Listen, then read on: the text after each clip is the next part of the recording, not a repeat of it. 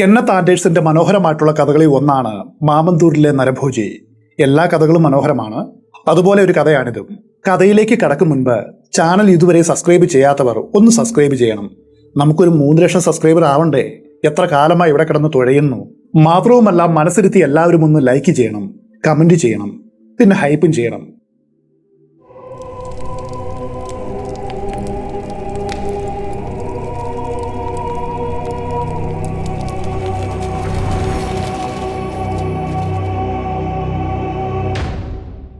ഈ നരഭോജി ഒരു പെണ്ണായിരുന്നു. തന്നെയുമല്ല, അവൾ വളരെ ചെറുപ്പവുമായിരുന്നു.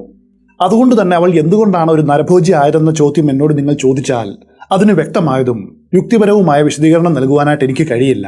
പക്ഷേ ഒരു കാര്യം ഉറപ്പാണ്, ചാംല താഴ്വരയിലെ നരഭോജി കടുവയുടെ അന്ത്യത്തിന് ശേഷമാണ് ഇവൾ തന്റെ ആക്രമണ പരമ്പരകൾക്ക് തുടക്കം കുറിച്ചത്. ആ കടുവയുടെ പരാക്രമത്തെക്കുറിച്ച് ദി സ്ട്രിപ്പഡ് ടെറർ ഓഫ് ചാംല വാലി എന്ന കഥയിൽ ഞാൻ പറഞ്ഞിട്ടുമുണ്ട്. ചാംല വാലിയിലെ നരഭോജി വിഹരിച്ച അതേ പ്രദേശത്ത് തന്നെയായിരുന്നു ഇവളും ആക്രമണം അഴിച്ചുവിട്ടത്. പ്രാദേശികവാസികൾ ഈ നരഭോജിയെക്കുറിച്ച് പറയുന്ന കഥകൾ നിരവധിയാണ്. അത്തരം കഥകൾക്ക് പിന്നിൽ ചിലപ്പോൾ സത്യങ്ങളും അതോടൊപ്പം അസത്യങ്ങളും ഉണ്ടായിരിക്കാം. അവൾ ഇവളെക്കുറിച്ച് പറഞ്ഞ കഥകളിൽ ഒരെണ്ണം ഇതാണ്. ഈ നരഭോജി ചാംല താഴ്വരയിലെ കൊലയാളിയുടെ ഇണയായിരുന്നു. അവനിൽ നിന്നുമാണ് നരഭോജനത്തിന്റെ ആദ്യ പാഠങ്ങൾ അവൾ പഠിച്ചത്. മറ്റൊരു കഥ ഇതാണ്. അവൾ പൂർണ്ണ വളർച്ച എത്തും മുൻപ് ഒരു കുട്ടിയായിരിക്കുമ്പോൾ തന്നെ നരഭോജനം തുടങ്ങിയിരുന്നു. അവൾ മനുഷ്യനെ ആദ്യമായിട്ട് കൊല്ലും മുൻപ് തന്നെ ഈ ദുശീലം ആരംഭിച്ചിരുന്നു. ഈ ശീലം അവൾ പഠിച്ചത് തന്റെ അമ്മയിൽ നിന്നുമാണ്. ആ കടുവയും ഒരു നരഭോജിയായിരുന്നു.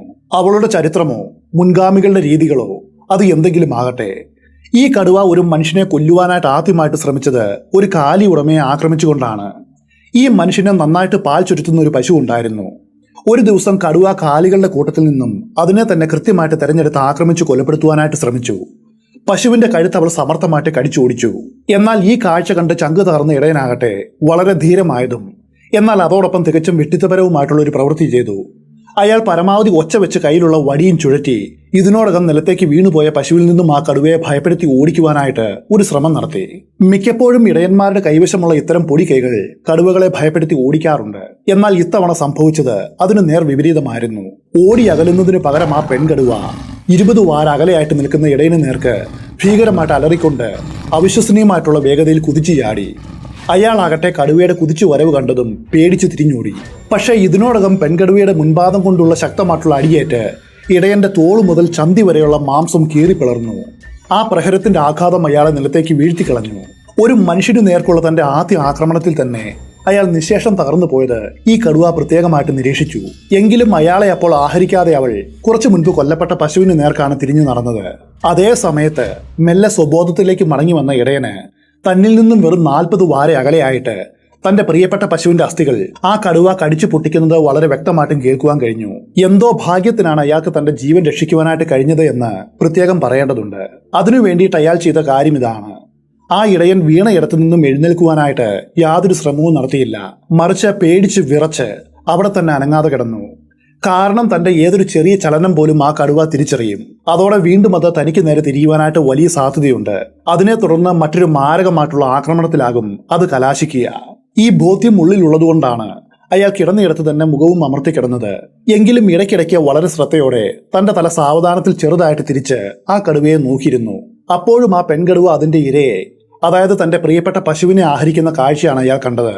തന്റെ ജീവിതകാലം മുഴുവനും ഭീകരമായിട്ടുള്ള 1 മണിക്കൂർ എങ്ങനെ കടന്നുപോയി എന്ന കാര്യം താൻ ഒരിക്കലും മറക്കില്ല എന്ന് ഈ മനുഷ്യൻ പിന്നീട് ഒരിക്കൽ എന്നോട് നേരിട്ട് പറഞ്ഞിട്ടുമുണ്ട്.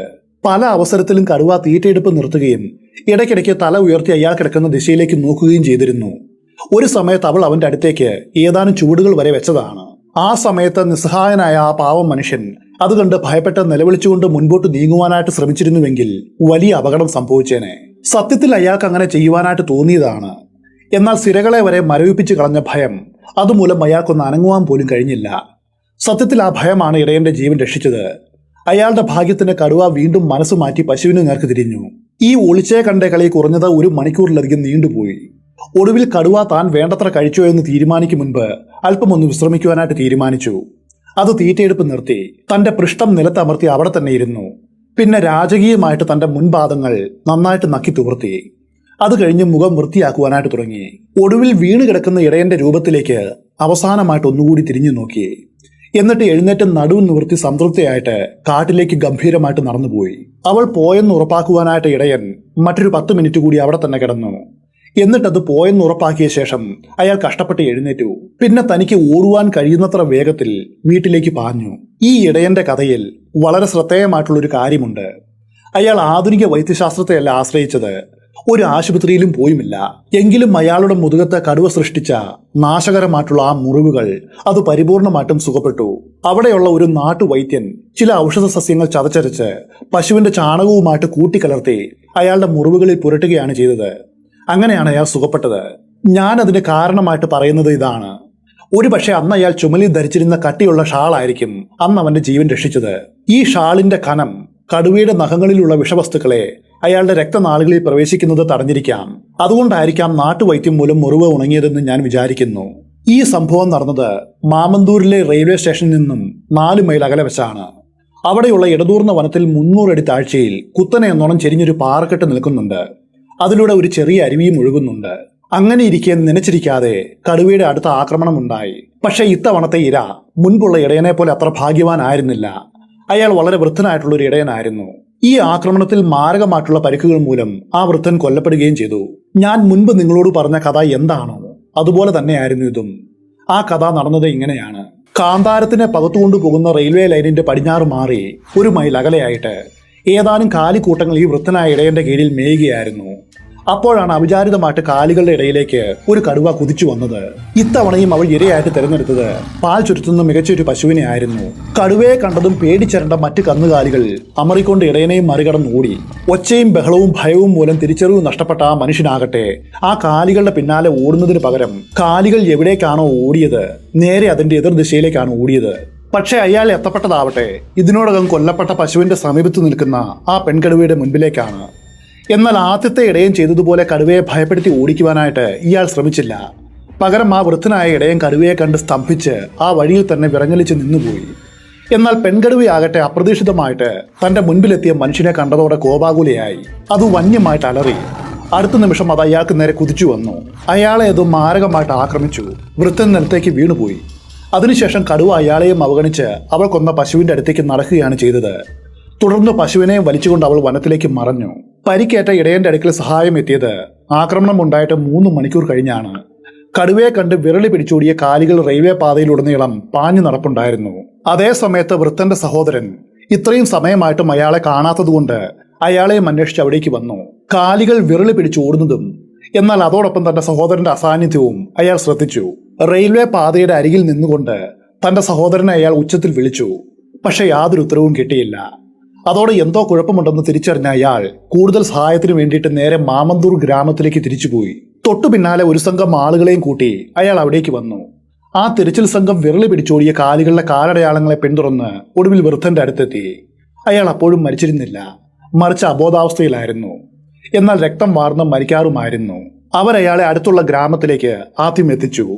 പിന്നീട് അരമണിക്കൂറിനുള്ളിൽ അവിടേക്ക് വരുന്ന ഒരു ചരക്ക് ട്രെയിനിലെ ഗാർഡിനോട് സംസാരിച്ച് അയാളെ ബോഗിയിൽ കയറ്റി ആശുപത്രിയിൽ എത്തിക്കാമെന്ന തീരുമാനത്തോടെ അവർ സ്റ്റേഷനിലേക്ക് പുറപ്പെട്ടു. ഇവിടെ നിന്നും 9 മൈൽ അകലെയുള്ള റെനിഗുന്ത പട്ടണത്തിൽ ഒരു ആശുപത്രി ഉണ്ടായിരുന്നു. പക്ഷെ അത് വേണ്ടി വന്നില്ല. ചരക്ക് ട്രെയിൻ മാമന്തൂരിലെത്തും മുൻപ് തന്നെ പ്രായമായ ഇടയൻ മരിച്ചു. മനുഷ്യർക്ക് നേരെയുള്ള 3ാമത്തെ ആക്രമണത്തിലാണ് ഈ കടുവ ആദ്യമായിട്ട് നരഭോജനം നടത്തിയത്. ആ സംഭവം ഇങ്ങനെയാണ്. വൃദ്ധൻ കൊല്ലപ്പെട്ട അധിക ദിവസം കഴിയും മുൻപ് രാവിലെ 9 മണിയോടെ അത് വീണ്ടും മറ്റൊരു ഇടയനെ ആക്രമിച്ചു. ആ സമയത്ത് 2 ഇടയന്മാർ അവിടെ ഉണ്ടായിരുന്നു. അതിൽ ഒരുവനാണ് കടുവയ്ക്ക് ഇരയായത്. പതിവ് പോലെ ഈ കടുവ അവർ നയിച്ചുകൊണ്ടിരുന്ന കാലിക്കൂട്ടത്തിലുള്ള ഒരു കാളയുടെ മുതുകിലേക്ക് കുതിച്ചു ചാടി. എന്നാൽ കാളയെ നിലത്ത് വീഴ്ത്തുവാനുള്ള അതിന്റെ ശ്രമം വിജയിച്ചില്ല. അതേ സമയത്ത് ആ കാളയാവട്ടെ തന്റെ മുതുകിലുള്ള കടുവയുമായിട്ട് ആ 2 ഇടയന്മാർ നിൽക്കുന്നിടത്തേക്കാണ് ഭ്രാന്ത് പിടിച്ച് ഓടിയെടുത്തത്. അവരിൽ ഒരാൾ മാത്രം ഈ കഥകൾ പറയുവാനായിട്ട് ജീവനോടെ അവശേഷിച്ചു. അപരൻ കൊല്ലപ്പെട്ടു. അയാൾ കാളയുടെയും കടുവയുടെയും ഒരുമിച്ചുള്ള വരവ് കണ്ടതും ഭയന്നോടി. മറ്റേയാൾക്ക് ഒന്നും ചെയ്യുവാനായിട്ട് കഴിഞ്ഞുമില്ല. അയാൾ സ്തംഭിച്ച് നിന്നയിടത്ത് തന്നെ വേരിറങ്ങിയതുപോലെ നിന്നുപോയി. ഇതിനിടയിൽ ജീവനും കൊണ്ട് ഓടിയ ആ ഇടയൻ ആ ഓട്ടത്തിനിടയിൽ ഒന്ന് തിരിഞ്ഞു നോക്കി. അപ്പോൾ കണ്ട കാഴ്ച ഇതാണ്.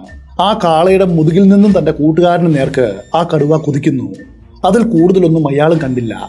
കാരണം തന്റെ ജീവൻ രക്ഷിക്കുവാനായിട്ട് അയാൾ കഴിയുന്നത്ര വേഗത്തിൽ ഓടുകയായിരുന്നു. സംഭവം നടന്ന് കുറച്ച് മണിക്കൂറുകൾക്ക് ശേഷമാണ് തിരച്ചിലുകാർ വടികളും മാച്ച് ലോക്ക് തോക്കുകളും ഉപയോഗിച്ച് തിരയുവാൻ ഇറങ്ങിയത്. തുടക്കത്തിൽ ഇടയന്റെ ജഡം കണ്ടെത്തുവാനായില്ല. അതുകൊണ്ട് അവർ കൂടുതൽ ആൾക്കാരെ ചേർത്ത് സംഘം വിപുലപ്പെടുത്തുവാനായിട്ട് തിരിച്ചുപോയി. അങ്ങനെ വിപുലീകരിച്ച സംഘവുമായിട്ട് മടങ്ങി വന്നപ്പോഴേക്കും 3 മണിക്കൂറുകളാണ് കഴിഞ്ഞു പോയത്. ഇപ്പോഴവർ മൊത്തം 100ഓളം ആളുകൾ ഉണ്ടായിരുന്നു. അവർ ആക്രമണം നടന്ന സ്ഥലത്ത് എത്തി. അവിടെ കാണപ്പെട്ട വളരെ വ്യക്തമായിട്ടുള്ള ഒരു അടയാളത്തെ പിന്തുടർന്നു പോയപ്പോൾ മൃതദേഹം കണ്ടെത്തി. ഒരു ഇടുങ്ങിയ അരുവിയുടെ മണൽത്തിട്ടയിൽ ആ ഇടയന്റെ ജഡം മുഖം മണ്ണിലേക്ക് അമർത്തി കമിഴ്ന്നു കിടപ്പുണ്ടായിരുന്നു. അയാളുടെ നെഞ്ചിലെയും നിതംബത്തിലെയും ഒരു ഭാഗം കടുവ ഭക്ഷിച്ചിരുന്നു. പിന്നീട് വന്ന 2 മാസങ്ങളിൽ 3 നരവേട്ടകൾ കൂടി നടന്നു. അവരിൽ ഒരാൾ ഒരു ഇടയനും, രണ്ടാമൻ റനിഗുണ്ട റോഡിലൂടെ സഞ്ചരിച്ചൊരു യാത്രക്കാരനും, മൂന്നാമത്തെ ആൾ ഒരു ലുംബാനി ജിപ്സിയുമായിരുന്നു. അയാൾ ആവട്ടെ കാട്ടുതേൻ ശേഖരിക്കുവാനായിട്ട് വനത്തിൽ പോയതാണ്. അപ്പോഴാണ് നരഭോജിക്കിരയായത്. ഈ സംഭവങ്ങൾക്ക് പിന്നാലെ ഇടയന്മാർ കാലുകളെയും കൊണ്ട് പുറത്തിറങ്ങാതെയായി. അതോടൊപ്പം ലുംബാനികൾ കാട്ടുതേൻ ശേഖരിക്കൽ നിർത്തിവെച്ചു. കാൽനടയായിട്ട് അതുവഴി ആ റോഡിലൂടെ യാത്ര ചെയ്യുവാനായിട്ട് ഒരു യാത്രക്കാരനും ധൈര്യപ്പെട്ടില്ല.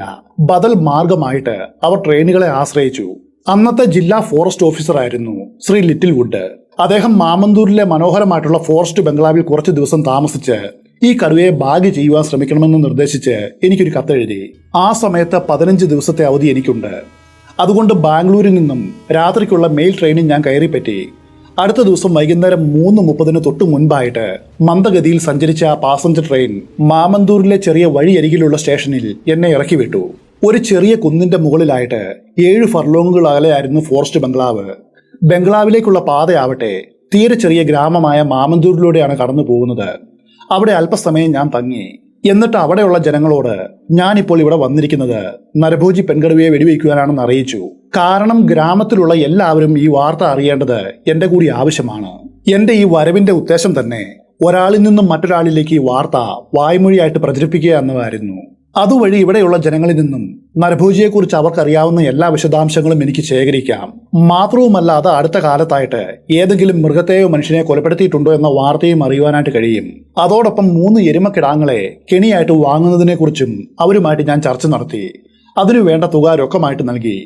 ഈ ചുമതല ഏൽപ്പിച്ചത് പ്രാദേശിക ശിക്കാരിയായ ആരോഗ്യസ്വാമി എന്നയാളെയാണ്.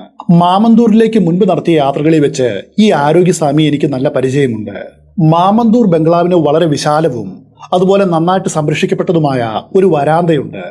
അവിടെ നിന്നുകൊണ്ട് നോക്കിയാൽ കുന്നിന്റെ മുകളിലായിട്ട് ഫയർ ലൈനുകൾ, അല്ലെങ്കിൽ ഫോറസ്റ്റ് ലൈനുകൾ എന്നും ചിലപ്പോൾ വിളിക്കുന്ന 5 ഫയർ ലൈനുകൾ കാണുവാനായിട്ട് കഴിയും. ഈ 5 ഫയർ ലൈനുകളും വ്യത്യസ്ത ദിശകളിലേക്ക് നീണ്ടുപോകുന്നു. ഒരെണ്ണം തെക്കോട്ടും മറ്റൊന്ന് തെക്ക് പടിഞ്ഞാറോട്ടും നീങ്ങി ഒടുവിൽ ഗ്രാമത്തിനും റെയിൽവേ പാതയ്ക്ക് സമീപത്തേക്ക് പോകുന്നു. മറ്റ് 3 എണ്ണം വളരെ ദൂരെയുള്ള വനത്തിലേക്ക് നീണ്ടുപോകുന്നു. ഇവിടെ നിന്നാൽ നിരവധി മൈലുകൾ ദൂരം വരെ കണ്ണെത്തും. വടക്കോട്ട് പോകുന്ന ഫയർ ലൈൻ നീണ്ടു കിഴക്കാന്തൂക്കായിട്ട് കാണപ്പെടുന്ന ആ മലഞ്ചെരുവിലേക്കാണ് പോയത്. അവിടെ വച്ചായിരുന്നു 1ാമത്തെ ഇടയനെ കടുവ ആക്രമിച്ചത്. കിഴക്കും തെക്കുമായിട്ട് കാണപ്പെടുന്ന ഫയർ ലൈനുകളാകട്ടെ കാടിന്റെ ദുർഘടം പിടിച്ച ഭാഗത്തുകൂടി ഏതാണ്ട് നേർരേഖയിൽ ചില ഇനം ഏണിപ്പഴുവിന്റെ ആകൃതിയിലാണ് കാണപ്പെട്ടത്. ഈ 2 ദിശയിലുമുള്ള പ്രദേശം വിശാലമായിട്ട് പരന്നു കിടക്കുന്നു. വർഷങ്ങൾക്ക് മുൻപ് വേട്ടകൾ കൂടുതൽ സജീവമായ കാലത്ത് ഞാൻ മനോഹരമായ പ്രഭാതത്തിലോ അല്ലെങ്കിൽ വൈകുന്നേരം വളരെ വൈകി വരെയോ ഈ വരാന്തയിലോ അല്ലെങ്കിൽ ബംഗ്ലാവിന്റെ പടിയിലോ ഇരുന്നു കൊണ്ട് ഒരു ജോഡി ശക്തമായിട്ടുള്ള ബൈനോക്കുലറുകൾ ഉപയോഗിച്ച് ആ വനപാതകളിലൂടെ നോക്കി ധാരാളം സമയം ചെലവഴിച്ച് നിൽക്കുമായിരുന്നു. മ്ലാവ്, പുള്ളിമാൻ, മയിൽ തുടങ്ങിയ മൃഗങ്ങൾ ഒരു വശത്തു നിന്നും മറുവശത്തേക്ക് നീങ്ങുന്നത് വളരെ സാധാരണമായിട്ടുള്ളൊരു കാഴ്ചയാണ്. പുലർച്ചെ 3 തവണ കരടിയെ ഞാൻ ഇവിടെ വെച്ച് കണ്ടിട്ടുണ്ട്. വൈകുന്നേരം 5 മണിയോടുകൂടി വടക്കൻ ഫയർ ലൈൻ മുറിച്ചു കിടക്കുന്ന ഒരു കടുവയെയും കണ്ടിട്ടുണ്ട്. കൂടാതെ ഇവിടെ നിന്നും 2 മൈൽ അകലെ വെച്ച് 11 കാട്ടുനായ്ക്കളുടെ ഒരു കൂട്ടം പ്രായം ചെന്ന ഒരു കരടിയെ ആക്രമിക്കുവാനായിട്ട് അതിനു ചുറ്റും കുറച്ച് ശബ്ദമുണ്ടാക്കി ഓടുന്നതും ഞാൻ കണ്ടിട്ടുണ്ട്. ആ അവസരത്തിൽ ആ കരടിയെ കാത്തിരുന്ന വേദനാജനകമായ മരണത്തിൽ നിന്നും അതിനെ രക്ഷിക്കുവാനായിട്ട് ഞാൻ അവരുടെ പിന്നാലെ കുതിച്ചെത്തിയിരുന്നു. അപ്പോഴേക്കും ആ 11 പിശാചുക്കൾ ക്ഷീണിച്ചവശനും എന്നാൽ ധീരനുമായ ആ വയസ്സൻ മൃഗത്തെ ആക്രമിക്കുവാനായിട്ട് വളഞ്ഞിരുന്നു. ഒരു പുതിയ ശത്രുവിനെ ഉടനടി നേരിടേണ്ടി വരുമെന്ന് മനസ്സിലാക്കും മുൻപ് 3 നായ്ക്കൾ എന്റെ ആക്രമണത്തിൽ ചത്തുവീണു. നായ്ക്കൂട്ടം ഓടിപ്പോകുവാനായിട്ട് തുടങ്ങിയതും എന്റെ റൈഫിളിന്റെ ഗർജനത്തിൽ 4ാമത് ഒന്നും വീണു. തൊട്ടു പിന്നാലെ 5ാമതും വീണു.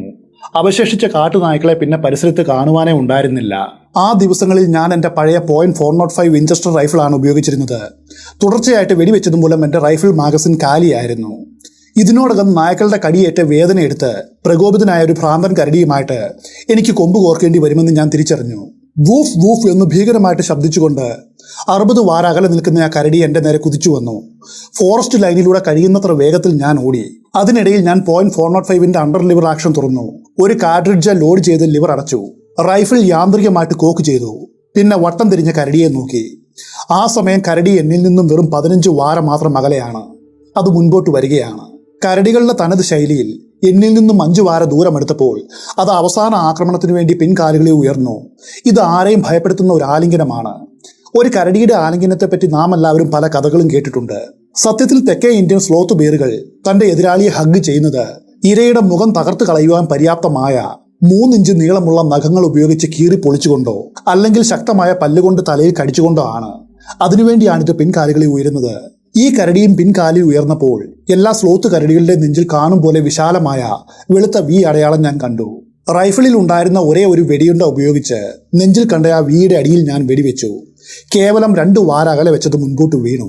കൊല്ലപ്പെട്ട കാട്ടുനായ്ക്കളിൽ 3 എണ്ണം ആണും 2 എണ്ണം പെണ്ണുമായിരുന്നു. ആണിന് 10 രൂപ വെച്ചും പെണ്ണിന് 15 രൂപ വെച്ചും പ്രതിഫലം ഫോറസ്റ്റ് ഡിപ്പാർട്ട്മെന്റ് എനിക്ക് നൽകി.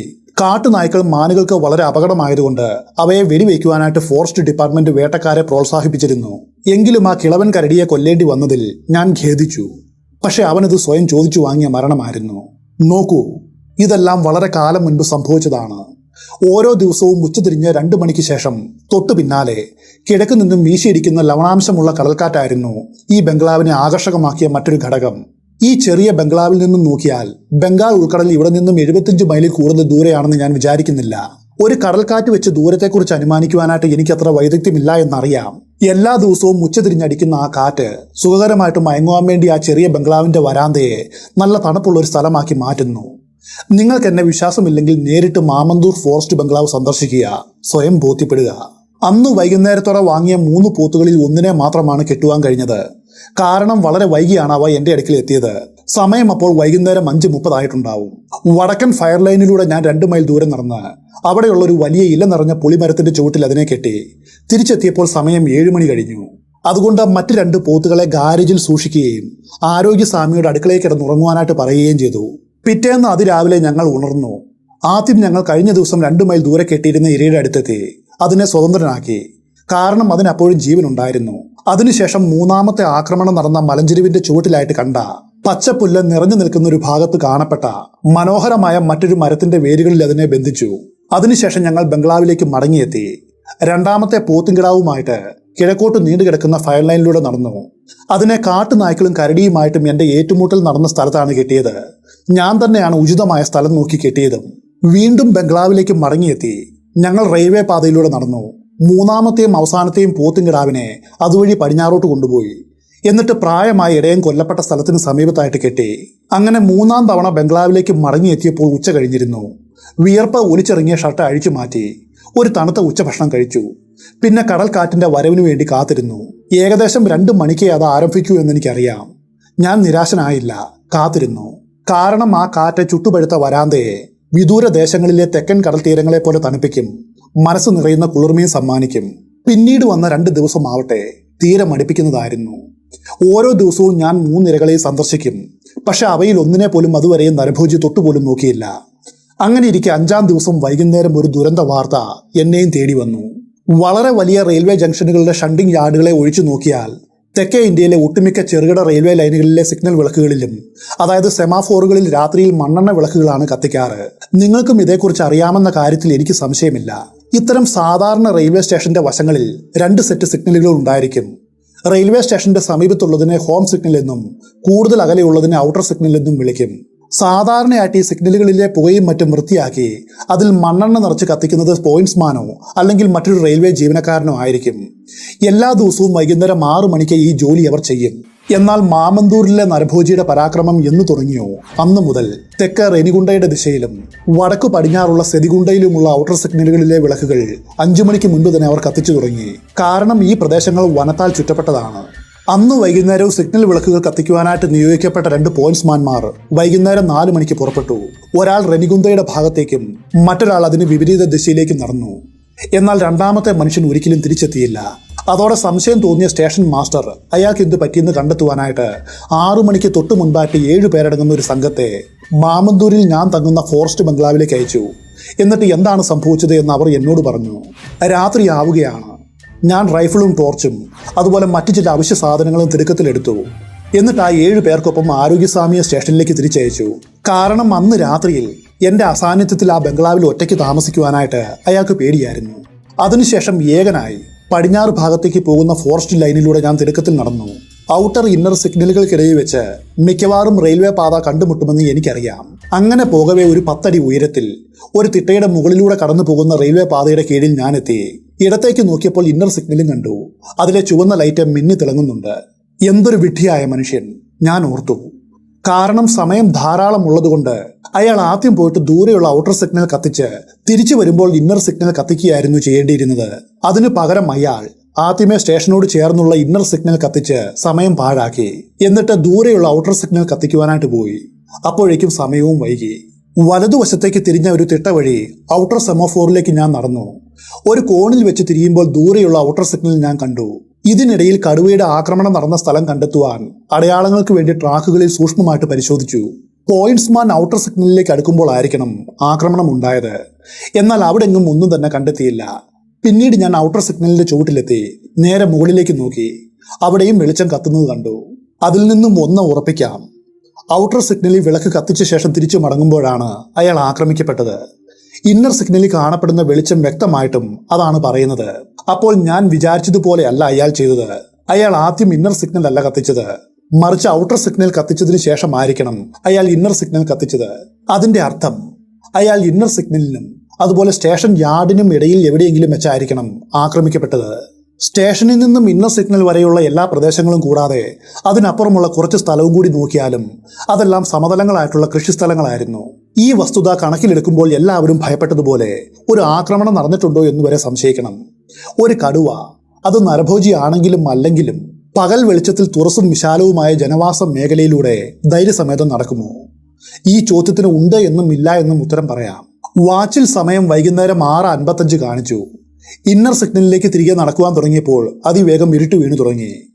ഈ സമയത്ത് ഇതുവരെയുള്ളതിലും കൂടുതൽ ജാഗ്രതയിലാണ് ഞാൻ നീങ്ങിയത്. ചന്ദ്രൻ നേരത്തെ തന്നെ ഉദിച്ചത് തീർച്ചയായിട്ടും എൻ്റെ ഭാഗ്യമായിരുന്നു. അല്ലെങ്കിൽ പരിസരം കൂരിട്ടാകുമായിരുന്നു.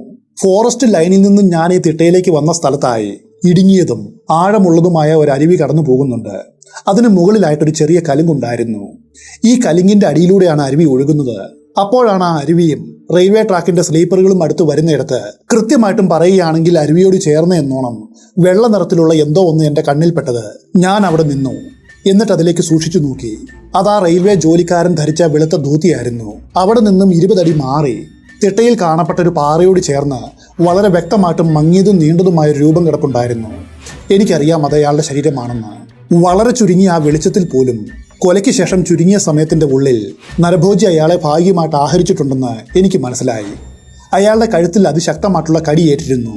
അതിന്റെ ഫലമായിട്ട് ആ മനുഷ്യന്റെ തല വേർപെട്ട് ജഡത്തിൽ നിന്നും ഒരു വാരം മാറിയാണ് കിടക്കുന്നത്. അനിശ്ചിതത്വം നിറഞ്ഞൊരു സന്ദർഭമാണിത്. നരഭോജി ഈ സമയം പരിസരത്ത് തന്നെ ഉണ്ടായിരിക്കും. ചിലപ്പോൾ കുറ്റിക്കാടുകളുടെ മറവിൽ നിന്നുകൊണ്ട് അതെന്നെ നിരീക്ഷിക്കുകയുമാവാം. തിട്ട വഴി നടന്ന ആ ജഡത്തെ സമീപിച്ച് സൂക്ഷ്മമായിട്ട് പരിശോധിക്കുന്നത് അപകടമാണെന്ന് എനിക്കപ്പോൾ തോന്നി. ഉചിതമായിട്ടുള്ളൊരു മറയിടം എനിക്കിപ്പോൾ കണ്ടെത്തണം. തിടുക്കത്തിൽ നടത്തിയ നിരീക്ഷണത്തിൽ നിന്നും ഒരു മറയിടം ഞാൻ കണ്ടെത്തി. റെയിൽവേ ലൈനുകൾക്കിടയിലായിട്ട് ഏകദേശം ആ കലിങ്കിന് മധ്യത്തിലായിട്ട് ഒരു കോണിൽ എന്നോണം പതുങ്ങി കിടക്കുക. കലിങ്കിന്റെ വിശാലമായ മറവുള്ളതുകൊണ്ട് മുൻപിൽ നിന്നോ അതുപോലെ പിൻപിൽ നിന്നോ ഉള്ള ആക്രമണത്തിൽ നിന്നും ഒരു പരിധിവരെ ഞാൻ സുരക്ഷിതനായിരിക്കും. കലിങ്കിന്റെ മധ്യത്തിലായിട്ട് കിടക്കുന്ന എന്നെ സമീപിക്കണമെങ്കിൽ നരഭോജിക്ക് 2 വഴികളുണ്ട്. അതിലൊന്ന് 15 അടി താഴെയുള്ള അരുവിയിൽ നിന്നും ആദ്യം റെയിൽവേ ട്രാക്കിലേക്ക് അതിന് കുതിച്ചു കയറി വരാം. ഇങ്ങനെ ചെയ്താലും അതിന് വശങ്ങളിൽ നിന്നും മാത്രമാണ് ജഡത്തിനെ സമീപിക്കുവാനായിട്ട് കഴിയൂ. മറ്റൊരു കാര്യം കൂടി പറയേണ്ടതുണ്ട്. ഈ കലിങ്കിന് ഏകദേശം 20 അടി നീളമുണ്ടായിരുന്നു. അതിലധികം ഉണ്ടെന്ന് തോന്നുന്നില്ല. ഏതു വശത്തു നിന്നും അത് കുതിച്ചു വന്നാലും മധ്യത്തിൽ പാളത്തിനോട് ചേർന്ന് കിടക്കുന്ന എനിക്കതിനെ വ്യക്തമായിട്ടും കാണുവാനായിട്ട് കഴിയും. അതോടൊപ്പം മറ്റൊരു അപകട സാധ്യത കൂടിയുണ്ട്. കടുവ നിശബ്ദമായിട്ട് നേരെ കലിങ്കിന്റെ പിന്നിൽ നിന്നും ഞാൻ പതിയിരിക്കുന്ന സ്ഥലത്തുള്ള തിട്ടയിലേക്ക് വലിഞ്ഞു കയറി വന്നാൽ അതെന്നെ തൊട്ടടുത്ത് വെച്ച് കാണുകയും മെല്ലെ ഇഴഞ്ഞു വന്ന് അപ്രതീക്ഷിതമായിട്ട് ആക്രമിക്കുവാനും സാധ്യതയുണ്ട്. അത് ചിലപ്പോൾ മുൻപിൽ നിന്നോ അല്ലെങ്കിൽ പിന്നിൽ നിന്നുമോ ആയിരിക്കാം വരുന്നത്. അതാണ് ഏറ്റവും അപകടവും. ചിന്തിച്ചെടുക്കേണ്ട ഒരു തീരുമാനമാണ് എൻ്റെ മുൻപിൽ ഇപ്പോൾ ഉള്ളത്. ഞാൻ ബംഗ്ലാവിൽ നിന്ന് പുറപ്പെടുമ്പോൾ റൈഫിളിൽ ടോർച്ച് ഉറപ്പിച്ചിരുന്നു. കമിഴ്ന്നു വേണം ഇവിടെ കിടക്കുവാനായിട്ട്. റെയിലിന്റെ ഉരുക്കുപാളികൾ നെഞ്ചിനെ നോവിക്കാതിരിക്കുവാനായിട്ട് ഞാൻ ഹാവർസാക്ക് ബാഗ് നെഞ്ചിന്റെ അടിയിൽ വെച്ചു. റെയിൽവേ ട്രാക്കിലെ ഈ സ്ഥലം ബ്രോഡ്ഗേജ് പാത ആയിരുന്നു. അതിനർത്ഥം പാളങ്ങൾ തമ്മിൽ 5 അടി 6 ഇഞ്ച് അകലമുണ്ട്. കാലുകൾ നന്നായിട്ട് അകത്തി വെച്ചപ്പോൾ എൻ്റെ പാദങ്ങൾ ഇരുവശത്തുമുള്ള റെയിലുകളിൽ തൊട്ടാണിരുന്നത്. എനിക്ക് കീഴിലുള്ള തേക്ക് തടി കൊണ്ട് പാകിയ സ്ലീപ്പറിന് 8 ഇഞ്ച് വീതിയുണ്ട്. അതിൽ കിടക്കുക എന്നത് അത്ര സുഖവുമല്ല. അപ്പോൾ ചന്ദ്രൻ നന്നായിട്ട് പ്രകാശിക്കുവാൻ തുടങ്ങി. പരിസരം വളരെ വ്യക്തമായിട്ടും കാണാം. സമീപത്ത് കാണുന്ന പാറയുടെ മങ്ങിയ ക്ഷാര നിറവും അരുവിയുടെ തീരത്ത് കാണുന്ന ശുഭ്രമായിട്ടുള്ള തരിമണലും പിന്നെ അതിന് എതിരായിട്ട് കിടക്കുന്ന മൃതശരീരവും അതിൽ നിന്നും വേർപെട്ട തലയും വളരെ വ്യക്തമായിട്ട് എനിക്ക് കാണാം. തൊട്ടു പിന്നാലെ വിനാശകരമായിട്ടുള്ളൊരു നിശബ്ദത എമ്പാടും വ്യാപിച്ചു.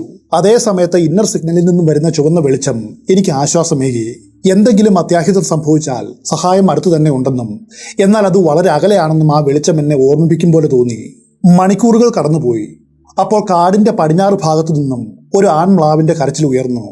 ഒരു പക്ഷേ ആ വിളി സൂചിപ്പിക്കുന്നത് പെൺകടുവ അതുവഴിക്ക് വരുന്നുണ്ട് എന്നാണ്. എന്നാൽ ആ സംശയം പെട്ടെന്ന് മാറി. കാരണം തൊട്ടു പിന്നാലെ വടക്ക് കിഴക്ക് ഭാഗത്തു നിന്നും അതും അല്പം ദൂരെയായിട്ട് മറ്റൊരു ആൺമ്ലാവ് അതിന് മറുപടി നൽകി. അതിനെ തുടർന്ന് മറ്റൊന്ന് കിഴക്ക് ദിശയിൽ നിന്നും നിലവിളിച്ചു.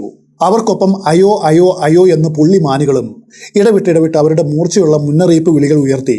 എന്നാൽ ഇപ്പോൾ ഇതിനെ എങ്ങനെ ഒരു അപായസൂചനയായിട്ട് പരിഗണിക്കും? കാരണം അവരുടെ നിലവിളികൾ വരുന്നത് ഒരേ ദിശയിൽ നിന്നുമല്ല. ആയിരുന്നുവെങ്കിൽ ആ പ്രദേശം വഴി ഏതെങ്കിലും മാംസഭോജികൾ വരുന്നുണ്ടെന്ന് അനുമാനിക്കാം. എന്നാൽ ഈ കരച്ചിലുകൾ ഞാൻ നിൽക്കുന്ന സ്ഥലത്തിന് ചുറ്റുമായിട്ട് എല്ലാ ദിശയിൽ നിന്നും അതുപോലെ വളരെ അടുത്തു നിന്നും അകലിൽ നിന്നുമാണ് കേട്ടത്. അതിന്റെ അർത്ഥം ഒന്നും രണ്ടുമല്ല, നിരവധി മാംസഭോജികൾ അതുവഴിക്ക് സഞ്ചരിക്കുന്നുണ്ട് എന്നാണ്.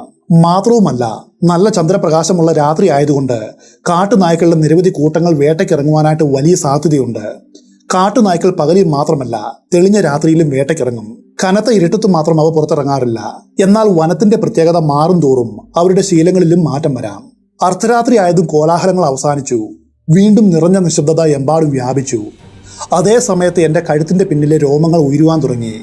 കാരണം ഞാനപ്പോൾ കണ്ട കാഴ്ച ഞെട്ടിക്കുന്ന ഒന്നായിരുന്നു. മൃതദേഹത്തിൽ നിന്നും വേർപെട്ട് കിടക്കുന്ന ആ മനുഷ്യന്റെ തല സ്വയം ചലിക്കുന്നു. ഞാൻ നോക്കി നിൽക്കവേ അതൊരു വശത്തേക്ക് സ്വയം ഉരുണ്ടു മാറി. ഇത്രയും നേരം വരെ അത് മുകളിലേക്ക് തുറച്ചു നോക്കി കിടക്കുകയായിരുന്നു. ഇപ്പോഴാകട്ടെ അതിന്റെ നിർജീവമായിട്ടുള്ള കണ്ണുകളും മുഖവും എൻ്റെ നേർക്ക് തനിയെ തിരിഞ്ഞു വരുന്നു. ഒരു മൃഗവും അതിനെ തൊട്ടിട്ടില്ല. കാരണം തെളിഞ്ഞ ചന്ദ്രപ്രകാശത്തിൽ എനിക്ക് വളരെ വ്യക്തമായിട്ടും കാണാവുന്ന വിധമാണ് അത് ആ തുറന്ന സ്ഥലത്ത് കിടക്കുന്നത്. എൻ്റെ ശരീരം മാസകലം ഒരു വിറയിലും തണുപ്പും മരിച്ചു കയറി. ഞാൻ വറ്റി വരണ്ട ചുണ്ടുകൾ നക്കിക്കൊണ്ട് ഭയാനകമായിട്ടുള്ള തലയിലേക്ക് വീണ്ടും വീണ്ടും ഉറ്റുനോക്കി. അത് വെറും തോന്നലല്ല, ഞാൻ കണ്ട കാഴ്ച സത്യമാണ്. ആ തല വീണ്ടും ചലിക്കുന്നു. ഇപ്പോഴത് മുൻപ് എങ്ങനെയാണോ കിടന്നത് അതേ സ്ഥാനത്തേക്ക് തിരിയുവാനായിട്ട് ശ്രമിക്കുകയാണ്. പാതിയോളം അത് തിരിഞ്ഞു. തുടർന്ന് പൂർണ്ണമായിട്ടും തിരിയുവാനുള്ള ശക്തിയില്ലാത്തതുപോലെ വീണ്ടും ഉരുണ്ട എൻ്റെ മുഖത്തേക്ക് തന്നെ ഉറ്റുനോക്കി. ഞാൻ വളരെ പ്രായോഗിക ബുദ്ധിയുള്ള ഒരു വ്യക്തിയാണെന്നും അന്ധവിശ്വാസി അല്ലെന്നും ഇരുട്ടിനെ ഭയപ്പെടുന്ന ആളല്ലെന്നും ഇതൊന്നും എന്നെ ബാധിക്കില്ല എന്നും വേണമെങ്കിൽ നിങ്ങളോട് പറയാം. കാരണം ഇതിന് സമാനമായതും അല്ലെങ്കിൽ ഇതിലും മോശവും അപകടം നിറഞ്ഞതുമായിട്ടുള്ള നിരവധി സ്ഥലങ്ങളിൽ ഞാൻ രാത്രിയിൽ ഏകനായിട്ട് തങ്ങിയിട്ടുണ്ട്. നരഭോജികൾ പകുതിയിലേറെ ആഹരിച്ച മനുഷ്യ ശരീരങ്ങളുടെ മുകളിൽ അനങ്ങാതെ ഇരുന്നിട്ടുമുണ്ട്. അത്തരം അവസരങ്ങളിൽ അവ സ്വമേധയെ ചലിച്ചാൽ എങ്ങനെയുണ്ടാകുമെന്ന് ഞാൻ സങ്കല്പിച്ചിരുന്നു. എന്നാൽ ആ സങ്കല്പം ഇതാ ഇപ്പോൾ യാഥാർത്ഥ്യമായിരിക്കുന്നു. എൻ്റെ ജീവിതത്തിൽ ഒരിക്കലും വേർപെട്ട ഒരു മനുഷ്യത്തല സ്വമേധയാ തിരിയുന്നത് ഞാൻ കണ്ടിട്ടില്ല. ഒരു വട്ടമല്ല, വീണ്ടും അത് തിരിയുവാനായിട്ട് ശ്രമിച്ച് പരാജയപ്പെടുന്നതും. പെട്ടെന്ന് ആ തല വീണ്ടും പുറകോട്ടുരുണ്ടു. ഇത്രയും ആയതോടെ ഞാൻ ഏറെക്കുറെ നിലവിളിച്ചുവെന്ന് പറയാം. അടുത്തായിട്ട് കാണുന്ന ഇന്നർ സിഗ്നലിലെ ചുവന്ന വെളിച്ചത്തിന് നേർക്ക് ഓടുവാനുള്ള ശക്തമായിട്ടുള്ളൊരു പ്രേരണ എനിക്കുണ്ടായി. അപ്പോഴാണ് സാമാന്യ ബുദ്ധി വീണ്ടും തിരിച്ചു വന്നത്. വേർപെട്ട ഒരു തലയ്ക്കോ ജീവനില്ലാത്ത ഒരു മനുഷ്യനോ സ്വമേധയാ ചലിക്കുവാനായിട്ട് കഴിയില്ല. എന്തോ ഒന്നതിനെ ചലിപ്പിച്ചിരിക്കണം. ഞാൻ അവിടേക്ക് വളരെ ശ്രദ്ധാപൂർവം ഉറ്റുനോക്കി. ചന്ദ്രപ്രകാശം എൻ്റെ പ്രശ്നത്തിനുള്ള ഉത്തരം എനിക്ക് വ്യക്തമായിട്ട് കാണിച്ചു തന്നു. രണ്ട് കറുത്ത വസ്തുക്കൾ വെളുത്ത മണലിലൂടെ നീങ്ങുന്നത് ഞാൻ കണ്ടു. അത് രണ്ട് കാണ്ടാമൃഗ വണ്ടുകളായിരുന്നു. അതായത് റിനോസറസ് ബീറ്റിൽസ്. 1.5 ഇഞ്ചിൽ കൂടുതൽ വലിപ്പം വരുന്ന വലിയ പ്രാണികളാണിവ. അവയുടെ മൂക്കിനോട് ചേർന്ന് കാണുന്ന വലിയ കൊമ്പുകൾ ഒരു കാണ്ടാമൃഗത്തിന്റെ കൊമ്പിനോട് സാമ്യമുള്ളതാണ്. അതുകൊണ്ടാണ് അവയ്ക്ക് കാണ്ടാമൃഗ വണ്ടുകൾ എന്ന പേര് ലഭിച്ചത്. സാധാരണയായിട്ട് അവ രാത്രിയിലാണ് ഇറങ്ങാറ്. പതിവായിട്ട് വനപാതകളിൽ യാത്ര ചെയ്യുന്നവർക്ക് അതിരാവിലെയോ അതുപോലെ വൈകുന്നേരമോ ഒരു ചാണക ഉരുളയും ഉരുട്ടിക്കൊണ്ട് തിരക്കിട്ട് നീങ്ങുന്ന ഇവയെ കാണുവാനായിട്ട് കഴിയും. അവയുടെ ശരീരത്തെക്കാളും 3 ഇരട്ടി വലിപ്പമുള്ള ചാണക ഉരുളകൾ നമുക്ക് അജ്ഞാതമായ ലക്ഷ്യസ്ഥാനങ്ങളിലേക്ക് അവരിങ്ങനെ ഉരുട്ടിക്കൊണ്ടു പോകും. സംഭവിച്ചത് ഇതാണ്. ഈ രണ്ട് ചെറിയ ജീവികളും ഒരുമിച്ച് ചേർന്ന് ആ തല ഉരുട്ടിക്കൊണ്ടു പോകുവാനായിട്ട് ശ്രമിച്ചു. ഒരു തവണ അത് ഉരുട്ടുന്നതിൽ അവർ വിജയിച്ചു. എന്നാൽ 2ാം തവണ അവരതിൽ പരാജയപ്പെട്ടു. ഞാൻ ഈ കാഴ്ചയിൽ മതിമറന്നു പോയിരുന്നു. കടുവയുടെ കാര്യം വരെ മറന്നുവെന്ന് പറയാം. ആ സമയത്ത് അത് വന്നിരുന്നുവെങ്കിൽ അവൾക്ക് നിസ്സാരമായിട്ടും എന്നെ ആക്രമിക്കാമായിരുന്നു. സമയം രാത്രി 1:40 അപ്പോൾ എൻ്റെ നെഞ്ചിന് താഴെയുള്ള റെയിൽ വിറയ്ക്കുവാൻ തുടങ്ങി. വിദൂരത്തു നിന്നും ഒരു ശബ്ദം കേട്ടു. ക്രമേണ ആ ശബ്ദം ഉച്ചത്തിലായി. അത് അടുത്തടുത്തേക്ക് വരികയാണ്. ഒരു ശക്തമായ ചൂളം വിളി അതോടൊപ്പം അന്തരീക്ഷത്തിൽ മുഴങ്ങി. താമസിയാതെ എഞ്ചിന്റെ ഹെഡ്ലൈറ്റിൽ നിന്നുമുള്ള ശക്തമായ പ്രകാശം എൻ്റെ മേൽ പതിച്ചു. മദ്രാസിൽ നിന്നും ബോംബെക്ക് പോകുന്ന നൈറ്റ് മെയിൽ ട്രെയിൻ ആയിരുന്നു അത്. ധൃതിപ്പെട്ട ഞാൻ ചാടി എഴുന്നേറ്റു. എൻ്റെ ഹാവർസാക്കും എടുത്തുകൊണ്ട് നേരെ കലിങ്ങിൻ്റെ അടുത്തേക്ക് നടന്നു. എന്നിട്ട് തിട്ടയിൽ നിന്നും കുറച്ച് ചുവടുകൾ താഴേക്ക് വെച്ചു. എന്നാൽ എഞ്ചിൻ ഡ്രൈവറുടെ ജാഗ്രത ഞാൻ കണക്കിലെടുത്തില്ല. എന്റെ റൈഫിൾ അയാൾ കണ്ടില്ലെങ്കിലും ഹെഡ്ലൈറ്റിന്റെ ശക്തമായിട്ടുള്ള പ്രകാശത്തിൽ അയാൾ എന്നെ വളരെ വ്യക്തമായിട്ടും കണ്ടിരുന്നു. അല്പസമയത്തിന് ശേഷം അയാൾ എന്നോട് പറഞ്ഞതുപോലെ ഞാൻ ആത്മഹത്യ ചെയ്യുവാനായിട്ട് മനഃപൂർവ്വം ട്രാക്കിൽ കിടക്കുകയാണെന്നാണ് അയാൾ ആദ്യം വിചാരിച്ചത്. ട്രെയിൻ വരുന്നത് കണ്ടതും അവസാന നിമിഷം ധൈര്യം ചോർന്നു പോയതുകൊണ്ടാവും ഞാൻ ആത്മഹത്യാശ്രമം ഉപേക്ഷിച്ച് ട്രാക്കിൽ നിന്നും എഴുന്നേറ്റ് നീങ്ങിയത്. അങ്ങനെയാണ് ഈ ഡ്രൈവർ വിചാരിച്ചത്. ഇങ്ങനെ ആത്മഹത്യ ചെയ്യുന്നവർ നിരവധിയാണ്. പ്രത്യേകിച്ചും ഇന്ത്യയിൽ ഈ രീതി വളരെ ജനപ്രിയമാണെന്ന് കൂടി പറയേണ്ടിയിരിക്കുന്നു. എന്തായാലും ബ്രേക്കുകൾ പിടിച്ചതിന്റെയും ശക്തമായിട്ട് നീരാവി പുറന്തള്ളുന്നതിന്റെയും ശബ്ദം പുറപ്പെടുവിച്ചുകൊണ്ട് എഞ്ചിൻ എന്നെ കടന്നുപോയി. തൊട്ടു പിന്നാലെ ആ ട്രെയിൻ അവിടെ നിന്നു. പിന്നെ ഞാൻ കേട്ടത് ഏതാനും ബൂട്ടുകൾ ഉച്ചത്തിൽ നിലത്ത് പതിക്കുന്ന ശബ്ദമാണ്. കുറച്ചുപേർ എന്റെ നേർക്ക് ഓടി വരുന്നു. എഞ്ചിൻ ഡ്രൈവറും ഫർണസിൽ കൽക്കരി നിറയ്ക്കുന്ന 2 ജോലിക്കാരുമായിരുന്നു അവർ. ഇവർ എന്നെ കടന്നു പിടിച്ചു. എന്നിട്ട് എന്റെ മേൽ ആത്മഹത്യാ കുറ്റം ആരോപിച്ചു. സത്യത്തിൽ എന്താണ് എന്റെ ഉദ്ദേശമെന്ന് അറിയാതെയാണ് അവരെന്നെ പിടിച്ചത്. അപ്പോഴേക്കും ട്രെയിൻ കാരേജിന്റെ ജനാല വഴി പല തലകളും പുറത്തേക്ക് നീണ്ടുവന്നു. 100 കണക്കിന് ശബ്ദങ്ങൾ എന്നെ ചോദ്യം ചെയ്യുവാനായിട്ട് തുടങ്ങി. ഗാർഡ് പുറകിൽ നിന്നും ബുൾസൈ വിളക്കും എടുത്തുകൊണ്ടുവന്നു. അതോടെ ഉദ്ദേശം വെളിപ്പെടുത്തുകയല്ലാതെ മറ്റു മാർഗമില്ലാത്ത അവസ്ഥയായി. ഞാൻ അവരോട് കാര്യങ്ങൾ പറഞ്ഞു. അവർ വിശ്വസിച്ചില്ല. കടുവ ഭക്ഷിച്ച മനുഷ്യൻ എവിടെ? മധ്യവയസ്കനായ ആംഗ്ലോ ഇന്ത്യൻ ഡ്രൈവർ എന്നോട് ചോദിച്ചു. ഞാൻ താഴേക്ക് വിരൽ ചൂണ്ടി ആ ജഡം അയാൾക്ക് കാണിച്ചു കൊടുത്തു. വൈകുന്നേരം മുതൽ നിങ്ങൾ ഇവിടെ തന്നെയാണോ ഇരുന്നത്? അയാൾ അമ്പരപ്പും അവിശ്വസനീയതയും കൂടി ചേർന്ന സ്വരത്തിൽ ചോദിച്ചു. ഞാൻ അതേ എന്ന മറുപടിയും നൽകി. തനിക്ക് മുഴുവട്ടാണ്, നെറ്റിയിൽ സ്വയം തട്ടിക്കൊണ്ട് ഡ്രൈവർ പറഞ്ഞു. 2 ഫയർമാൻമാരും ട്രെയിനിലെ ഇന്ത്യൻ ഗാർഡും അത് ശരിവെക്കും പോലെ തലയും മാറ്റി. ഏതാനും നിമിഷത്തിന് ശേഷം ബോംബെയിലേക്കുള്ള നീണ്ട യാത്രയ്ക്ക് വേണ്ടി ആ മെയിൽ മുൻപോട്ട് പാഞ്ഞു. ഞാൻ ഒരിക്കൽ കൂടി തനിച്ചായി. ഇത്രയും വലിയ ഒച്ചപ്പാടുകൾക്ക് ശേഷം നരഭോജി വീണ്ടും അവിടേക്ക് വരുമെന്ന യാതൊരു പ്രതീക്ഷയും എനിക്കില്ലായിരുന്നു. അതിരാവിലെ 2:30 റെയിലുകൾ വീണ്ടും നിറയ്ക്കുവാൻ തുടങ്ങി. എഞ്ചിന്റെ ഹെഡ്ലൈറ്റ് വീണ്ടും എന്നെ ഒറ്റിക്കൊടുക്കും മുൻപ് ഇത്തവണ ഞാൻ നേരത്തെ എഴുന്നേറ്റ് റൈഫിളും എടുത്തുകൊണ്ട് തിട്ടയിലേക്ക് ഇറങ്ങി നിന്നു. എന്നിട്ട് ആ മറവിൽ പതിഞ്ഞു കിടന്നു. അതുകൊണ്ട് ചരക്ക് ട്രെയിൻ നിർത്താതെ എന്നെയും കടന്നുപോയി. രാവിലെ 4 മണിക്ക് വീണ്ടും റെയിലുകൾ വിറച്ചു. ഞാൻ ഒരിക്കൽ കൂടി അതുപോലെ ഒളിച്ചു. അത് ബോംബെയിൽ നിന്നും മദ്രാസിലേക്ക് വരുന്ന റിട്ടേൺ മെയിലായിരുന്നു. മെയിൽ ട്രെയിനുകൾ മാമന്തൂരിൽ നിർത്താത്തതുകൊണ്ട് പൂർണ്ണ വേഗത്തിലാണ് പോകാറ്. അങ്ങനെ പ്രഭാതം വന്നു. മിയ ഏവോ എന്ന് ഉച്ചത്തിൽ ഉറക്കമുണർന്ന് 1 മൈൽ പ്രഭാതത്തെ സ്വാഗതം ചെയ്തു. വനത്തിലെ താഴ്വരകളിൽ ഉടനീളം നോക്കിയാലും ഏറ്റവും മനോഹരമായിട്ടുള്ള പക്ഷികളാണ് ചാരനിറത്തിലുള്ള കാട്ടുകോഴികൾ. മയിലിന്റെ വിളിക്ക് അവർ ഉത്സാഹത്തോടെ മറുപടി നൽകി. മിന്നുന്ന കറുപ്പ് വർണ്ണത്തിൽ കുത്തനെ കാണപ്പെടുന്ന കിഴക്കൻ കുന്നുകൾക്ക് മുകളിലുള്ള ആകാശത്ത് ഒരു ഇളം പെങ്കു നിറം വ്യാപിച്ചു. അതേസമയം രാത്രി മുഴുവനും സഞ്ചരിച്ച് ഇപ്പോൾ അസ്തമിക്കുവാൻ പോകുന്ന ചന്ദ്രന് അവളുടെ ശോഭ നഷ്ടമാകുവാൻ തുടങ്ങി. കിഴക്ക് കാണപ്പെട്ട പിങ്ക് നിറം മെല്ലെ മങ്ങിയ പർപ്പിൾ നിറമായി മാറി. പിന്നീട് അത് കറുത്ത റോസ് നിറമായി. ആ വർണ്ണരാജിയുടെ വാക്കുകൾ മങ്ങിയ പച്ചയും ശുദ്ധമായ നീല നിറവും കൊണ്ട് കൂടുതൽ വർണ്ണാഭമായി. ക്രമേണ റോസ് നിറം ഓറഞ്ച് പർപ്പിൾ നിറത്തിന് വഴിമാറി. പിന്നെ അത് ഓറഞ്ചും കടും ചുവപ്പുമായി. ഒടുവിൽ തീജ്വാല പോലെ സൂര്യന്റെ തിളങ്ങുന്ന അഗ്രം കിഴക്കൻ കുന്നുകൾക്ക് മുകളിലെ മലമടക്കിൽ ഉയർന്നു വന്നു. സൂര്യപ്രകാശത്തിന്റെ വികിരണങ്ങൾ സപ്തവർണ്ണത്തോടെ കമ്പിളി രോമം പോലെ ആകാശത്തേക്ക് ഉയരുന്ന മേഘങ്ങളെ സ്പർശിച്ചു. പിന്നെ ഒരു ചിത്രശലഭം അതിന്റെ പ്യൂപ്പയിൽ നിന്നും പുറത്തു വരും പോലെ സൂര്യൻ കുന്നുകളെ മറികടന്ന് അതിന്റെ മുൻപിലൂടെ നീങ്ങുവാൻ തുടങ്ങി. അപ്പോൾ വീശിയ ശക്തമായ കാറ്റ് താഴെയുള്ള ഈർപ്പം നിറഞ്ഞ വനത്തിന്റെ മുകളിലുള്ള മൂടൽ മഞ്ഞിനെ ഇളക്കി മറിച്ചു. അത് മറ്റൊരു ദിവസമാണ്. ആ ദിവസപ്പിറവിയെ സ്വാഗതം ചെയ്യുവാനായിട്ട് എനിക്ക് ചുറ്റുമുള്ള കാട്ടിലെ പക്ഷികളിൽ നിന്നും സന്തോഷകരമായിട്ടുള്ള ഗാനങ്ങൾ പുറപ്പെട്ടു. സർവമാന കുറ്റിക്കാട്ടിലും മരങ്ങളിലും പുതുമയുള്ള, വൃത്തിയുള്ള, ഉന്മേഷദായകമായ ജീവൻ തുടിച്ചു. ഇന്ത്യൻ വനങ്ങളിലെ സൂര്യോദയം ഒരു വിസ്മയമാണ്. അത് ഒരിക്കൽ കണ്ടവർ ജീവിതത്തിൽ ആ കാഴ്ച മറക്കില്ല. അയാളുടെ തല ഇപ്പോഴും എന്നെ നോക്കിയാണ് കിടക്കുന്നത്. പക്ഷെ ഇപ്പോഴതിന് ചലനമില്ലായിരുന്നു. രാത്രി മുഴുവനും വളരെ ഉത്സാഹത്തോടെ അത് നീക്കുവാനായിട്ട് പരിശ്രമിച്ച 2 കാണ്ടാമൃഗ വണ്ടികളും ദുഷ്കരമായിട്ടുള്ള ദൗത്യം ഉപേക്ഷിച്ച് വിശ്രമിക്കുവാനായിട്ട് പോയിരിക്കുന്നു. നിരാശ നിറഞ്ഞ മനസ്സോടെ ഞാൻ സാവധാനം സ്റ്റേഷനിലേക്ക് നടന്നു. എന്നിട്ട് സ്റ്റേഷൻ മാസ്റ്ററോട് മരിച്ചയാളുടെ ബന്ധുക്കളോട് വേഗം വരുവാനും അവശിഷ്ടങ്ങൾ നീക്കം ചെയ്ത് സംസ്കരിക്കുവാനും ആവശ്യപ്പെട്ടു. അന്ന് രാവിലെ 8 മണിയോടെ ഞാൻ ബംഗ്ലാവിന്റെ വരാന്തയിൽ കിടന്ന് ഉറങ്ങുവാൻ തുടങ്ങി. ഉച്ച കഴിഞ്ഞ് വീശിയ കടൽക്കാറ്റാവട്ടെ എന്നെ ആഴമുള്ള നിദ്രയിലേക്ക് വീണ്ടും വലിച്ചെറിഞ്ഞു. വൈകിട്ട് 4 മണിക്ക് ഞാൻ ഉണർന്നു. നല്ല ഉന്മേഷവും ഉണർവും തോന്നി. വേഗത്തിൽ ലഞ്ച് കഴിക്കുമ്പോഴാണ് ആരോഗ്യസ്വാമിയുടെ റിപ്പോർട്ട് എന്നെ തേടി വന്നത്. അയാൾ 4 ഗ്രാമീണരെയും കൂട്ടി എല്ലാ ഇരകളെയും കെട്ടിയിട്ട സ്ഥലത്ത് പോയിരുന്നു. അവയെല്ലാം ജീവനോടെ ഉണ്ടെന്നും നരഭോജി അവയിൽ ഒന്നിനെ പോലും ആക്രമിച്ചിട്ടില്ല എന്നുമാണ് അവർ കണ്ടെത്തിയത്. അപ്പോൾ എനിക്ക് തോന്നി, ഞാൻ കെട്ടിയിട്ട ഒരു ഇരകളെയും ഈ പെൺകടുവ കൊല്ലുവാനായിട്ട് പോകുന്നില്ല. തുടർന്ന് സൂര്യാസ്തമയവും പിന്നാലെ തെളിഞ്ഞ ചന്ദ്രപ്രകാശവും കടന്നു വന്നു. അപ്പോൾ കടുവയെ തിരഞ്ഞൊന്ന് നടക്കുവാനായിട്ട് എനിക്ക് തോന്നി. ദൂരേക്ക് നീണ്ടുപോകുന്ന മേൽപ്പറഞ്ഞ 5 ഫയർ ലൈനുകളിൽ ഏതെങ്കിലും ഒന്നിന്റെ മധ്യഭാഗത്തു കൂടിയാണ് ഞാൻ പോകുന്നത് എങ്കിൽ താരതമ്യേന സുരക്ഷിതനായിരിക്കും. അങ്ങനെ നടക്കുമ്പോൾ എല്ലായിടവും സൂക്ഷ്മമായിട്ട് നിരീക്ഷിച്ചു വേണം മുൻപോട്ട് പോകുവാൻ. കാരണം രാത്രിയിൽ ഈ പാതകളിലൂടെ നടക്കുമ്പോൾ നരഭോജി അത് ആകർഷിക്കുവാനുള്ള സാധ്യത വളരെ കൂടുതലാണ്. എന്നാൽ കടുവയെ ആകർഷിക്കണമെങ്കിൽ അതിനു വേണ്ട വസ്ത്രം ധരിക്കേണ്ടതുണ്ട്. എന്റെ കൈവശമുള്ള കിറ്റിലാവട്ടെ കാക്കി വസ്ത്രങ്ങളും കറുത്ത ഷർട്ടും മാത്രമാണുള്ളൂ. അതാകട്ടെ രാത്രിയിൽ മച്ചാനിൽ ഇരിക്കുമ്പോൾ മാത്രമാണ് ഉപകാരപ്പെടൂ. അതുകൊണ്ട് ഞാൻ ആരോഗ്യസ്വാമിക്കൊപ്പം അവന്റെ കുടിലിലേക്ക് പോയി. അവിടെ വെച്ച ഒരു നീണ്ട വെളുത്ത ഷർട്ട് കണ്ടു. അത് എന്റെ കാക്കി വസ്ത്രത്തിന് മുകളിലായിട്ട് ധരിച്ചു. അതുപോലെ തലയിൽ ഒരു വെളുത്ത തലപ്പാവും കെട്ടിവെച്ചു. ആരോഗ്യസ്വാമി വളരെ കാര്യക്ഷമമായിട്ട് എന്നെ വേഷപ്രച്ഛന്നനാക്കി.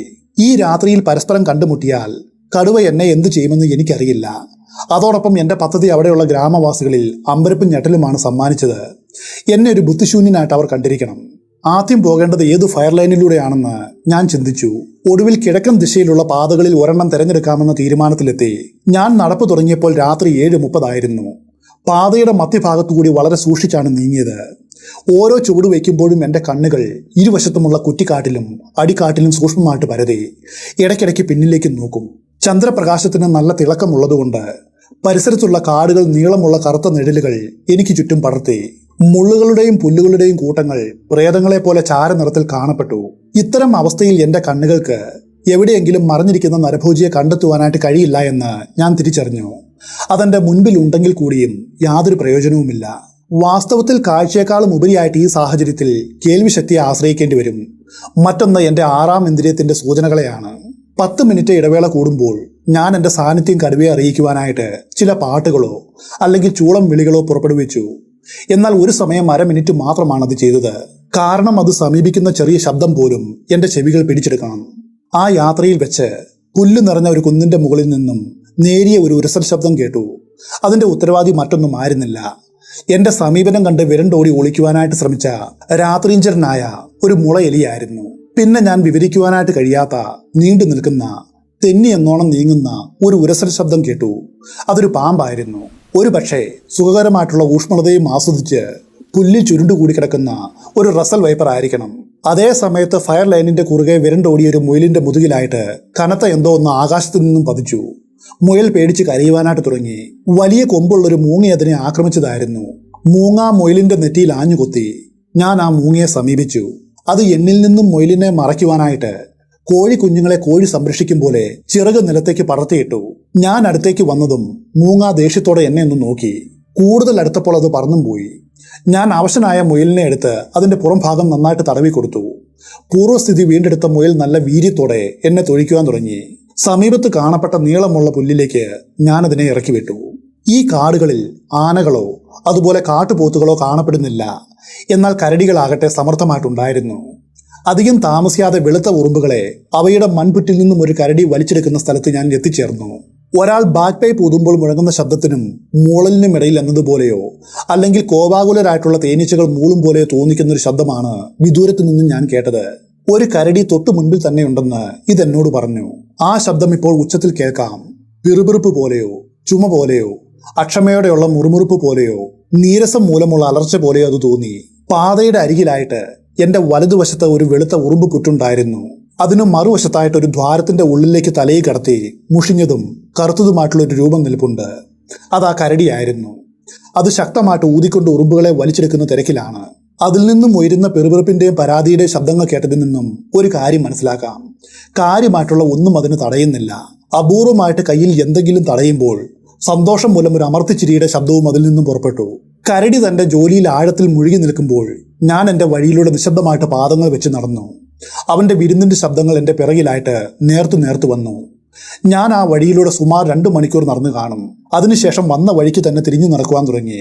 വീണ്ടും പഴയ ഉറുമ്പ് പുറ്റിനടുത്ത് എത്തി. അപ്പോഴേക്കും കരടി അതിന്റെ വഴിക്ക് പോയിരുന്നു. ഇപ്പോൾ ആ ഉറുമ്പ് പുറ്റിന് മുൻപുണ്ടായിരുന്ന ഉയരത്തിന്റെ പകുതി മാത്രമാണുള്ളൂ. ബാക്കി മുഴുവനും അത് തകർത്തിരുന്നു. തുടർന്ന് ഫോറസ്റ്റ് ലോഡ്ജിൽ എത്തും വരെ ഞാൻ മറ്റൊന്നും കണ്ടില്ല. അടുത്ത പടിയായിട്ട് ഞാൻ വടക്കൻ ഫയർലൈൻ ലക്ഷ്യമാക്കി നീണ്ടു കുത്തനെയുള്ള മലഞ്ചെരുവിലേക്ക് നടന്നു. ഞാനിപ്പോൾ വന്ന വഴി പോലെ ഇത് നേരെ ആയിരുന്നില്ല. മലഞ്ചെരുവിനെ സമീപിക്കും തോറും പാത വളഞ്ഞു പൊളഞ്ഞ് യാത്ര വളരെ ദുർഘടമായി. 3ാമത്തെ മൈലിൽ വെച്ച് ഒരു അരുവി പാതയെയും മുറിച്ചുകൊണ്ട് ഒഴുകുന്നുണ്ട്. സുതാര്യമായി കാണാവുന്ന തെളിഞ്ഞതും തണുത്തതുമായ വെള്ളം ചന്ദ്രപ്രകാശത്തിൽ വെള്ളി പോലെ തിളങ്ങി.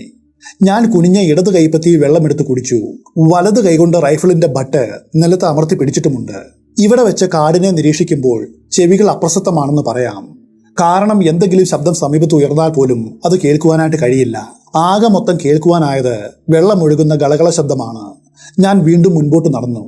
ഞാൻ കെട്ടിയിരുന്ന ഒരു ഇര ഇവിടെ നിന്നും അടുത്ത വളവിലായിരുന്നു. അത് ജീവനോടെയുണ്ട്. ഞാൻ അതിനെ മറികടന്നു പോകുമ്പോൾ അതിനുവേണ്ടി ഞാൻ തയ്യാറാക്കിയ ക്രൂരമായ വിധിയോർത്ത് അതെന്നെ മൂകമായ നിന്ദയോടെ നോക്കി. ആ നോട്ടത്തിന് കൊടുക്കുവാനായിട്ട് എന്റെ കൈവശം ഉത്തരമോ അതുപോലെ ഒരു കഴിവോ ഇല്ല. ഞാൻ ഇക്കാര്യത്തിൽ പൂർണ്ണമായിട്ടും അപരാധിയാണ്. അതിൽ ഒരു സംശയവുമില്ല. ഞാൻ കണ്ണുകൾ അതിൽ നിന്നും അകലേക്ക് മാറ്റി. പക്ഷെ ഉള്ളിൽ ഉയർന്ന കുറ്റബോധം ഒഴിവാക്കുവാനായിട്ട് കഴിഞ്ഞില്ല. അവസാനം നീണ്ട കുത്തനെയുള്ള മലഞ്ചെരിവിന്റെ അടിവാരത്ത് എത്തിച്ചേർന്നു. ഇവിടെ വെച്ച് ഫയർലൈൻ അവസാനിച്ചു. അവിടെ വെച്ച് വനത്തിന്റെ ഉള്ളിലേക്ക് പോകുന്ന ഇടുങ്ങിയതും ദുർഘടവുമായിട്ടുള്ള ഒരു നായാട്ട് പാതയിലെത്തി. ഇത്തരം സാഹചര്യങ്ങളിൽ കൂടുതൽ മുൻപോട്ട് പോകുന്നത് അപകടമാണ്. അതുകൊണ്ട് തിരിഞ്ഞു നടന്നു. ഈ മടക്കയാത്രയിൽ വെച്ച് ഒരു മുള എലിയെ വിഴുങ്ങുന്ന തിരക്കിൽ ഏർപ്പെട്ടിരുന്ന ഒരു വലിയ മൂർഖനെ മറികടന്നാണ് പോയത്. ഫയർലൈനിന്റെ മധ്യത്തിൽ വെച്ചാണ് ആ രംഗമുണ്ടായത്. ഞാൻ അവിടെ എത്തിയപ്പോൾ എലിയുടെ മുക്കാൽ ഭാഗവും മൂർഖന്റെ തൊണ്ടയ്ക്ക് താഴെ എത്തിയിരുന്നു. എലിയുടെ പിൻഭാഗവും നീണ്ടു നിൽക്കുന്ന വാലും മാത്രമാണ് എനിക്ക് കാണുവാനായിട്ട് കഴിഞ്ഞത്. പാമ്പ് എന്നെ കണ്ടത് നിലത്ത് നിന്നും 2 അടി ഉയരത്തിൽ തല ഉയർത്തി. ഒരേ സമയത്ത് അതിന്റെ കഴുത്തിലെ നേർത്ത അസ്ഥികൾ വിന്യസിച്ച് മനോഹരമായിട്ട് വിടർന്നു. ഇന്ത്യയിലേക്ക് ആദ്യമായിട്ട് വരുന്ന ഏതൊരു മനുഷ്യനെയും ഏറ്റവും ആകർഷിക്കുന്ന ഒന്നാണ് മൂർഖന്റെ പത്തി. എലിയുടെ പിൻകാലുകളും വാലും അതിന്റെ വായിൽ നിന്നും പൊരുത്തമില്ലാത്ത രീതിയിൽ തൂങ്ങിക്കിടപ്പുണ്ട്. മൂർഖന്റെ മങ്ങിയ കറുത്ത കണ്ണുകൾ ദുഷ്ടവിചാരത്തോടെ ഫോസ്ഫറസന്റ് വെളിച്ചത്തിൽ തിളങ്ങി. ഞാൻ ശക്തമായിട്ട് കാലുകൾ നിലത്ത് ചവിട്ടി. അതോടൊപ്പം കൈകളും കുട്ടി. ഇതോടെ മൂർഖൻ അതിന്റെ മനസാന്നിധ്യം വിട്ട് പരിഭ്രാന്തിയിലായി. ഒടുവിൽ അത് എലിയെ പുറത്തേക്ക് ഛർദ്ദിച്ചു. എന്നിട്ട് പത്തിയും ചുരുക്കി നിലത്തേക്ക് താഴ്ന്ന് ഫയർ ലൈനിന്റെ വശത്തുള്ള കുറ്റിക്കാട്ടിലേക്ക് തെന്നി നീങ്ങി. ഒരിക്കൽ കൂടി ഞാൻ ബംഗ്ലാവിൽ തിരിച്ചെത്തി. ഇതിനോടകം കുറഞ്ഞത് 20 മൈലുകളെങ്കിലും ഞാൻ നടന്നിട്ടുണ്ട്. അപ്പോൾ സമയം രാത്രി 2:45 ആയിരുന്നു. ഇനിയും 2 ഫയർ ലൈനുകൾ കൂടി പരിശോധിക്കണം. പക്ഷെ ഇന്നിനി ഏതെങ്കിലും ഒന്ന് മാത്രം നിരീക്ഷിക്കുവാനേ സമയമുണ്ടാവൂ.